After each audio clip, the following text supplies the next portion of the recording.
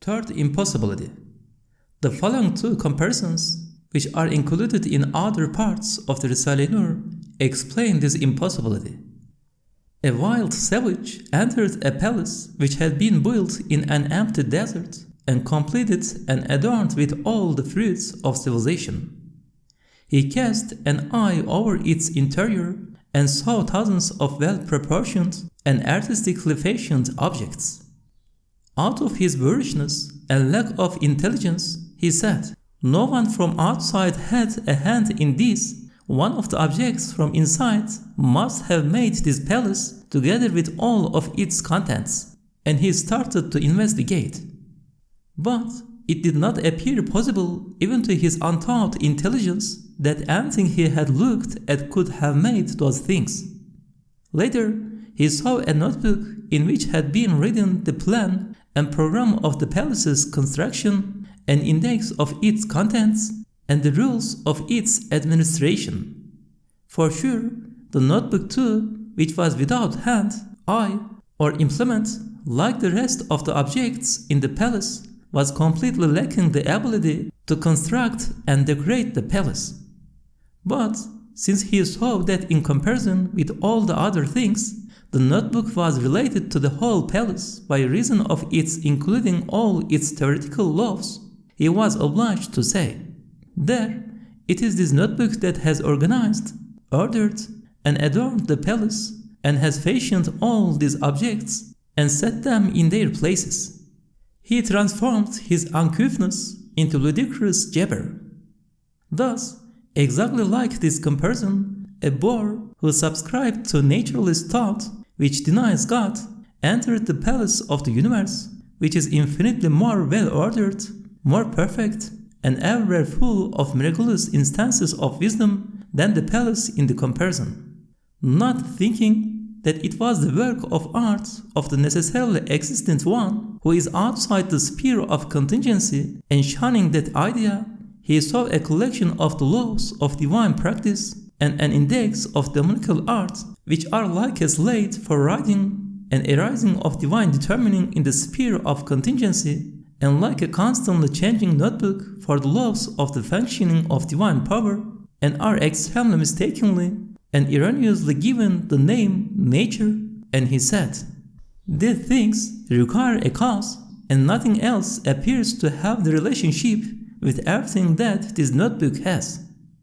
It is true that reason will in no way accept that this unseen, unconscious, and powerless notebook could carry out this creation, which is the work of an absolute dominicality and requires infinite power. But since I do not recognize the eternal maker, the most plausible explanation is to say the notebook made it and makes it, so I shall say that."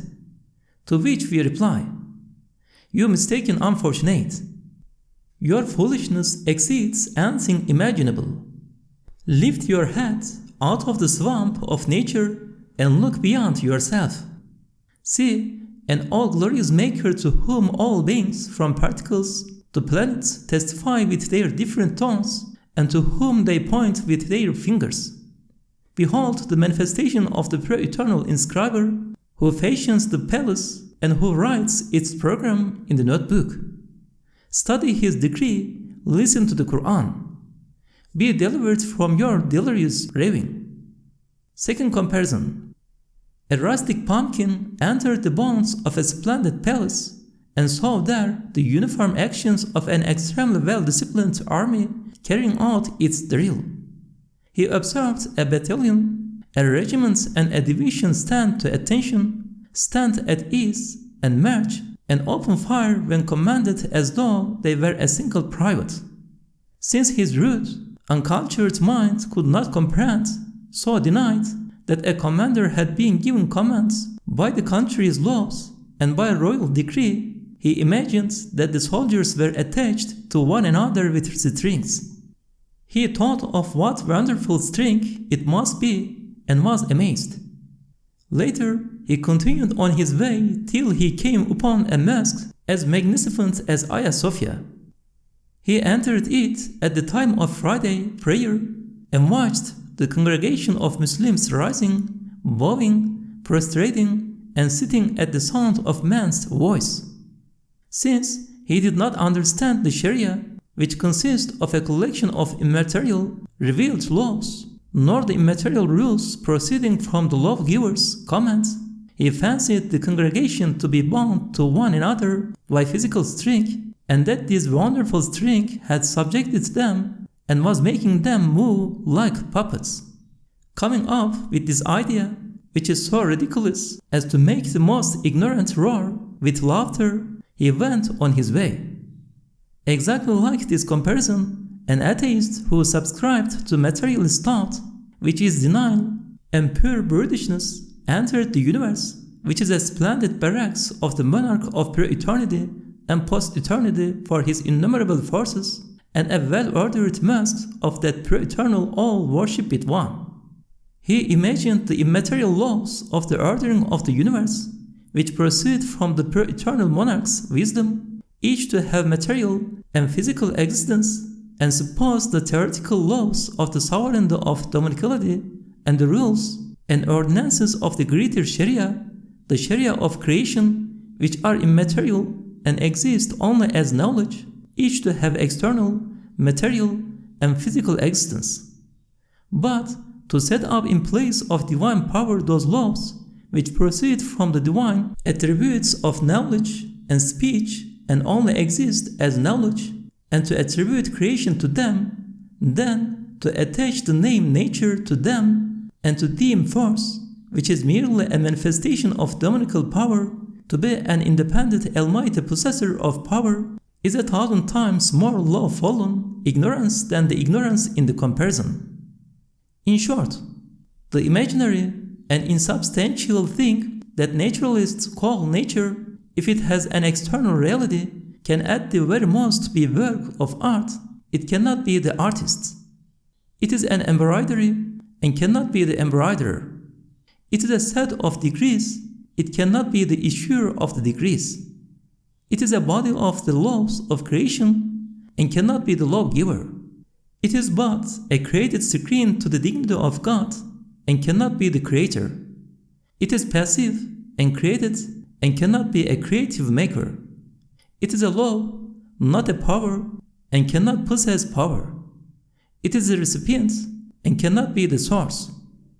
To conclude, since beings exist, and as was stated at the beginning of this treatise, reason cannot think of a way to explain the existence of beings apart from the four mentioned, three of which were decisively proved through three clear impossibilities to be invalid and absurd, then necessarily and self-evidently the way of divine unity, which is the fourth way, is proved in a conclusive manner. The fourth way, in accordance with the verse quoted at the beginning, is there any doubt about God, creator of the heavens and the earth, demonstrates clearly so that there can be no doubt or hesitation the divinity of the necessarily existent one, and that all things issue directly from the hand of his power, and that the heavens and the earth are under his sway.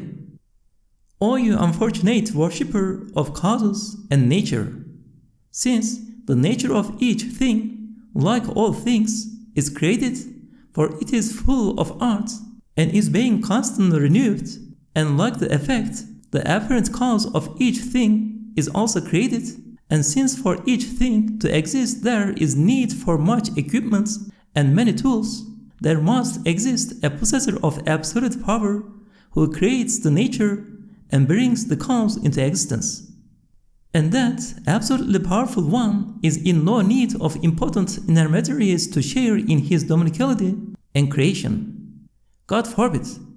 He creates cause and effect together directly. In order to demonstrate his wisdom and the manifestation of his names by establishing an apparent causal relationship and connection through order and sequence, he makes causes and nature avail to the hand of his power, so that the apparent faults, severities, and defects in things should be ascribed to them, and in this way his dignity be preserved. Is it easier for a watchmaker to make the cog wheels of a clock and then arrange them and put them in order to form the clock, Or is it easier for him to make a wonderful machine in each of the cog wheels and then leave the making of the clock to the lifeless hands of those machines? Is that not beyond the bounds of possibility? Come on, you judge with your unfair reason and say. And is it easier for a scribe to collect ink, pen, and paper and then using them proceed to write out a book himself? Or is it easier for him to create in the paper, pen, and ink a writing machine that requires more art and trouble than the book and can be used only for that book, and then tell the unconscious machine, come on, you write it, and himself not interfere? Is that not 100 times more difficult than writing it himself? If you say, yes, it is 100 times more difficult to create a machine that writes a book rather than writing it out oneself. But is it not in a way easier because the machine is a means of producing numerous copies of the same book? The answer: through his limitless power, the pre-eternal inscriber continuously renews the infinite manifestations of his names so as to display them in ever-differing ways. And through this constant renewal, he creates the identities and spatial features in things in such a manner that no missive of the eternal besought one or demonical book can be the same as any other book. In any case, each will have different features in order to express different meanings. If you have eyes, look at the human face, you will see that from the time of Adam until today, indeed until post-eternity, together with the conformity of its essential organs, each face has a distinguishing mark in relation to all the others. This is a definite fact. Therefore, each face may be thought of as a different book. Only for the artwork to be set out, different writing sets, arrangements, and compositions are required. And in order to both collect and studiate the materials and to include everything necessary for the existence of each, a completely different workshop will be required. Now, knowing it to be impossible, we thought of nature as a printing press. But apart from the composition and printing, which concern the printing press, that is, setting up the type in a specific order, the substance that form an animate being's body, the creation of which is 100 times more difficult than that of the composition and ordering, must be created in specific proportions and particular order, brought from the furthest corners of the cosmos and placed in the hands of the printing press. But in order to do all these things, there is still need for the power and will of the absolutely powerful one who creates the printing press. That is to say, this hypothesis of the printing press is a totally meaningless superstition. Thus, like the comparisons of the clock and the book, the all-glorious Maker, who is powerful over all things, has created causes, and so too does he create the effects. Through his wisdom, he ties the effect to the cause. Through his will, he has determined a manifestation of the greater Sharia, the Sharia of creation, which consists of the divine laws concerning the ordering of all motion in the universe, and determined the nature of things, which is only to be a mirror to that manifestation in things and to be a reflection of it. And through his power, he has created the face of that nature which has received external existence and has created things on that nature and has mixed them one with the other. Is it easier to accept this fact, which is the conclusion of innumerable most rational proofs? In fact, is one not compelled to accept it? Or is it easier to get the physical beings that you call causes and nature, which are lifeless, unconscious, created, fashioned, and simple, to provide the numberless tools and equipment necessary for the existence of each thing, and to carry out those matters which are performed wisely and discerningly? Is that not utterly beyond the bounds of possibility? We leave it to you to decide with your unreasonable mind. The unbelieving nature worshipper replied, "Since you are asking me to be fair and reasonable, I have to confess that the mistaken way I have followed up to now is both a compounded impossibility and extremely harmful and ugly. Anyone with even a grain of intelligence would understand from your analysis above that to attribute the act of creation to causes and nature is precluded and impossible, and that to attribute all things directly to the necessarily existent one is imperative and necessary. I say, all praise be to God for belief, and I believe in Him. Only, I do have one doubt. I believe that Almighty God is the Creator, but what harm does it do to the sovereignty of His dominicality if some minor causes have a hand in the creation of insignificant matters, and thereby gain for themselves a little praise and acclaim?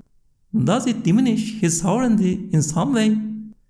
The answer: as we have conclusively proved in other parts of the Risale-i Nur, the mark of rulership is its rejection of interference. The most insignificant ruler or official will not tolerate the interference of his own son, even within the sphere of his rule. The fact that, despite being caliph, certain devout sultans had their innocent sons murdered on the unfounded apprehension that the sons would interfere in their rule demonstrates how fundamental is this law of the rejection of interference in rulership. And the law of prevention of participation, which the independence intrinsic to rulership necessitates, has shown its strength in the history of mankind through extraordinary upheavals whenever there have been two governors in a town or two kings in a country. If the sense of rulership and sovereignty, which is a mere shadow in human beings who are impotent and in need of assistance, rejects interference to this degree, prevents the intervention of others, does not accept participation in its sovereignty, and seeks to preserve the independence of its position so jealously, if you can, compare this with an all-glorious one whose absolute sovereignty is at the degree of dominicality, whose absolute rulership at the degree of divinity, absolute independence at the degree of oneness, and absolute lack of needs at the degree of absolute power, and understand what a necessary requirement and inevitable necessity of that rulership is this rejection of interference, prevention of participation, and repulsion of partners. Concerning the second part of your doubt, you said, if some of the worship of some insignificant beings is directed towards certain causes, does this cause any deficiency to the worship of all beings, from particles to planets, which is directed towards the necessarily existent one, the absolute object of all worship? The answer: the all-wise creator of the universe made the universe like a tree, with conscious beings as its most perfect fruit, and among conscious beings he made man its most comprehensive fruit. And man's most important fruit, indeed the result of his creation, the aim of his nature, and the fruit of his life, are his thanks and worship. Would that absolute sovereign and independent ruler, that single one of unity, who creates the universe in order to make himself known and loved, give away to others man, the fruit of the whole universe, and man's thanks and worship his most elevated fruit? Totally contrary to his wisdom, would he make vain and futile the results of creation and fruit of the universe? God forbid. Would he be content to give away the worship of creatures to others in a way that would deny his wisdom and his dominicality? And although he demonstrates through his actions that he wishes to make himself known and loved to an unlimited degree, would he cause his most perfect creatures to forget him by handing over to causes their thanks and gratitude, love and worship, and cause them to deny the exalted purposes in the universe? O friend who has given up the worship of nature, now it is for you to say. To which he replied, all praise be to God, these two doubts of mine have now been resolved.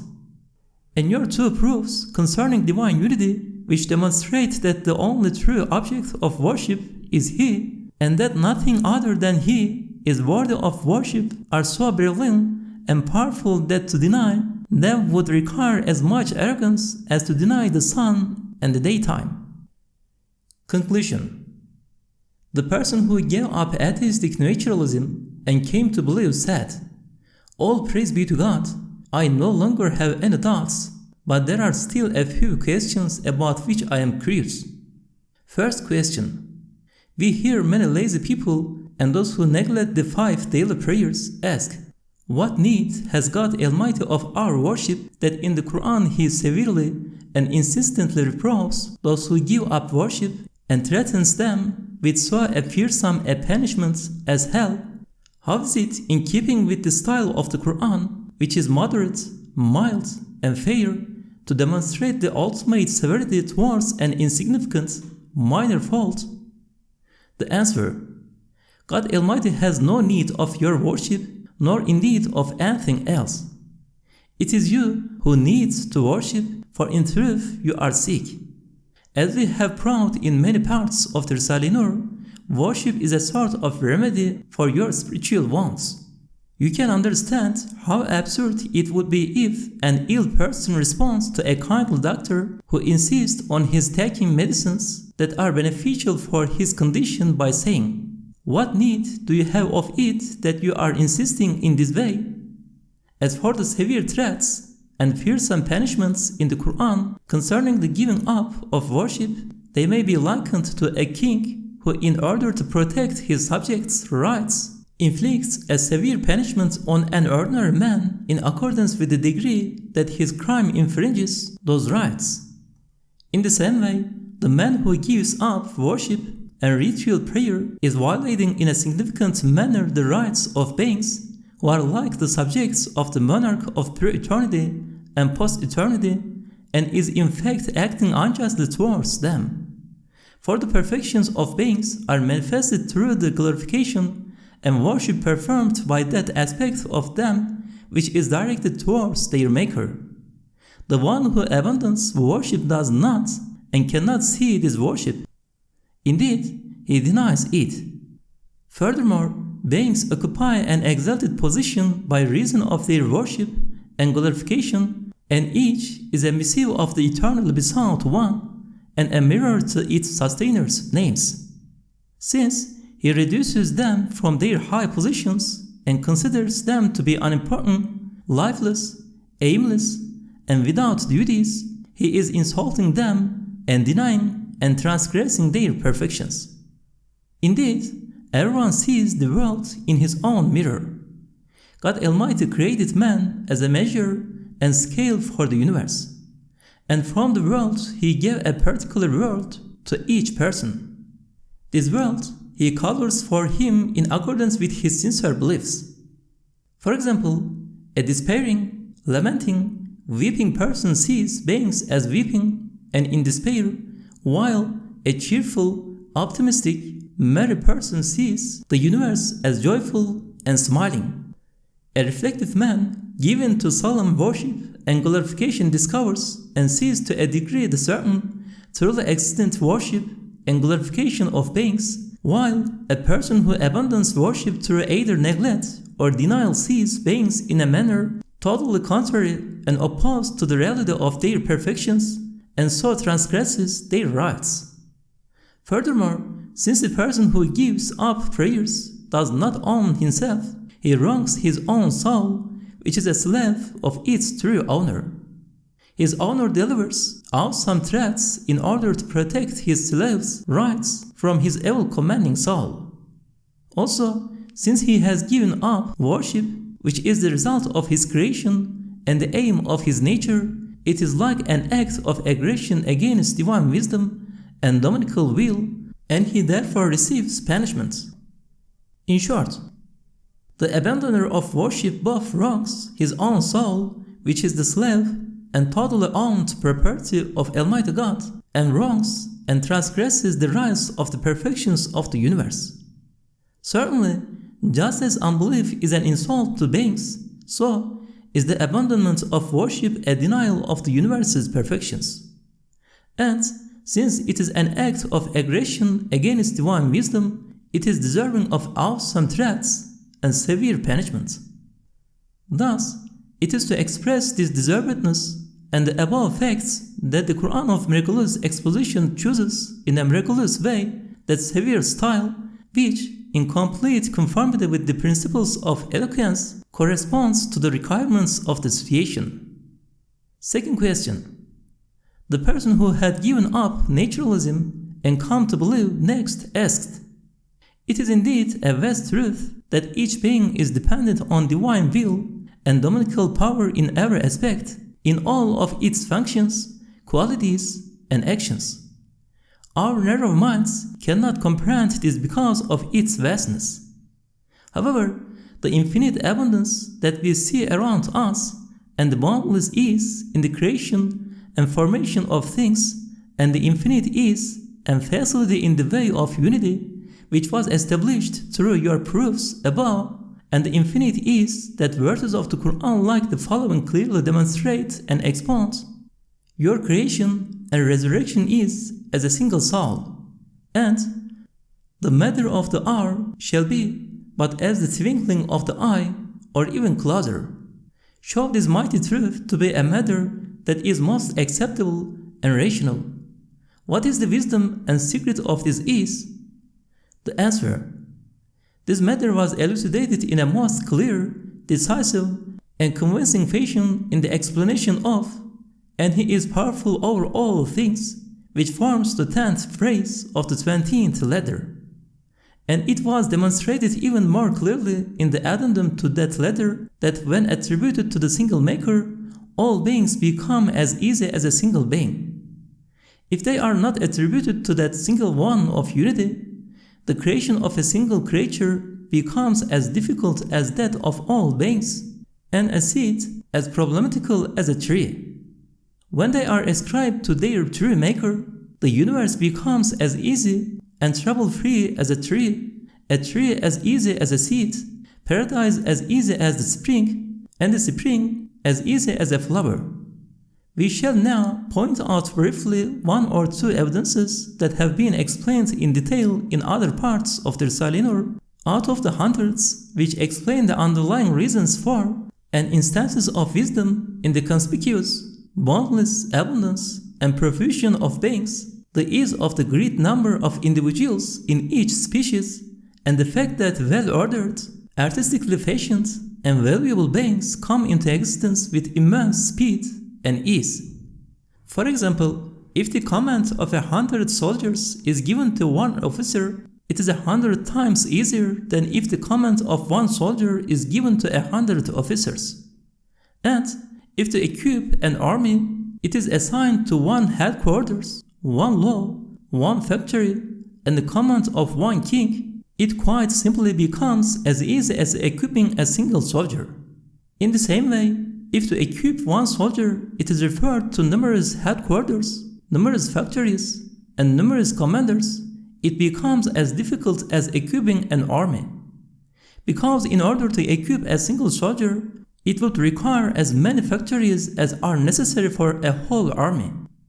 Again, since by reason of the mystery of unity, the vital necessities of a tree are provided through one root, one center, and according to one law, it produces thousands of fruits as easily as a single fruit. This is plain to see. If unity changes to multiplicity and all the necessities vital for each fruit are provided from different places, to produce each fruit becomes as difficult as to produce the tree. And to produce a single seed, even, which is a sample and index of the tree, becomes as difficult as the tree. Because all the necessities vital for the tree's life are necessary for the seed. There are hundreds of examples like these which show that it's easier for thousands of beings to come into existence through unity than for a single being to come into existence through multiplicity and ascribing partners to God. Since this truth has been proved with absolute certainty in other parts of the Risale-i Nur, we refer you to them and here only explain an important reason for this ease and facility from the point of view of divine knowledge, divine determining, and dominical power. It is as follows. You are a being. If you attribute yourself to the eternal all-powerful one, he creates you at a command through his infinite power out of nothing in an instant, like striking a match. If you do not do this, and rather attribute yourself to physical causes and nature, since you are a well-ordered summary, fruit, a miniature index and list of the universe, in order to make you, it would be necessary to sift with a fine sieve the universe and its elements, and to gather in precise measure from all the corners of the universe the substances of which your body is composed. For physical causes only gather and join together. It is confirmed by people of reason that they cannot create out of nothing what is not present in them. Since this is the case, they would be compelled to collect together the body of a tiny animate being from every corner of the cosmos. Now, understand what there is in unity, divine unity, and what difficulties lie in misguidance and attributing partners to God. Secondly, there is an infinite ease also with regard to divine knowledge. It is like this. Divine determining is an aspect of divine knowledge. It determines a measure for each thing, which is like its particular and immaterial mold. The determined measure is like a plan or model for the thing's being. When divine power creates, it does so with extreme ease in accordance with the determined measure. If the thing is not attributed to the all-powerful one of glory, who possesses all-embracing, infinite, and pure eternal knowledge, as was described above, not only thousands of difficulties appear, but hundreds of impossibilities. For if it were not for the determined measure which exists in divine knowledge, thousands of material molds with external existences would have to be employed in the body of even a tiny animate being. So, understand one reason for the infinite ease in unity and the endless difficulties in misguidance and ascribing partners to God. Realize what a veracious, correct, and exalted truth is stated by the verse. The matter of the hour shall be but as the twinkling of the eye, or even closer. Third question. The former enemy and now rightly guided friend then asked, philosophers who have made many advances these days claim that nothing is created out of nothing, and nothing is annihilated and goes to nothing. There is only composition and decomposition, and this makes the factory of the universe run. Is this correct? The answer: since the most advanced philosophers who did not consider beings in the light of the Qur'an saw that the formation and existence of beings by means of nature and causes was so difficult as to be impossible in the manner brought above, they diverged into two groups. One group became sophists, abdicating reason, which is exclusive to human beings, and falling lower than mindless beasts.